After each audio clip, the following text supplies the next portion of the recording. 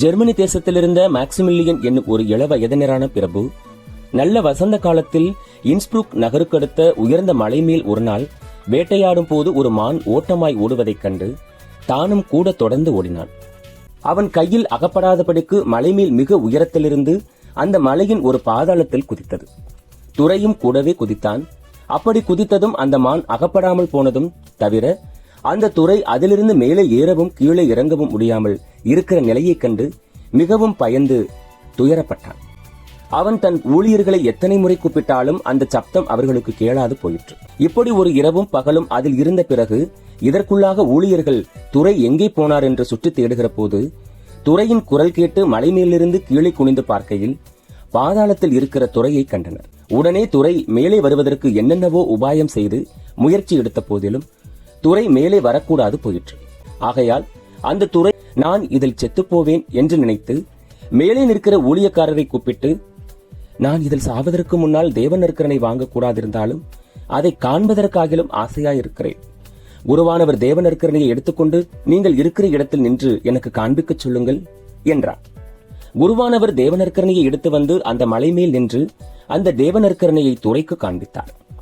துரை தேவ நற்கரனையை கண்டவுடன் மகா தாழ்ச்சியோடும் பக்தியோடும் அதை வணங்கினதும் அல்லாமல் தான் இன்னும் உயிரோடு இருப்பதற்கு ஆண்டவருக்கு சித்தமில்லாதிருந்தால் இந்த பள்ளத்தில் சாகும் வேளையில் தனக்கு உதவி செய்ய கர்த்தரை மன்றாடினார்.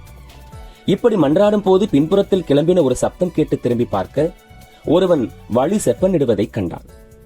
வழி செப்பனிடுபவன் துரையினிடத்தில் வந்து துரைக்கு கை கொடுத்து, துரையே, பயப்படாமல் தைரியமாயிரும்.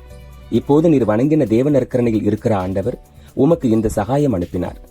என் பிறகே வாரும், நான் உன்னை காப்பாற்றுவேன் என்று சொல்லி இவன் முன்னே போக துரை பின்னால் போனான்.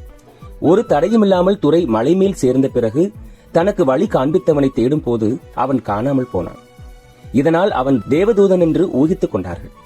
இந்த புதுமையை மறவாதபடிக்கு அந்த மலை மேல் இயேசுநாதருடைய சுரூபத்தை ஸ்தாபித்தார்கள்.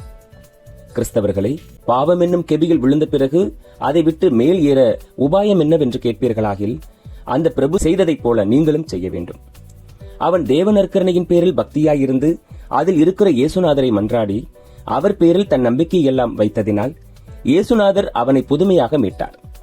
அப்படியே நீங்கள் இயேசுநாதரை பார்த்து வேண்டிக் கொள்ளத்தக்கதாவது, ஆங்காரமாகிய கெபியிலும் வர்மமாகிய குழியிலும் லோபித்தனமாகிய பள்ளத்திலும் விழுந்து கிடக்கிற என்னை தேவரீர் கைதூக்கி மீட்டருளும் என்று விசுவாசத்தோடு நீங்கள் வேண்டிக் கொண்டால் தேவ நற்கரணை வழியாக அந்த பிரபுவுக்கு சகாயம் வந்தாற் போல உங்களுக்கும் வரும்.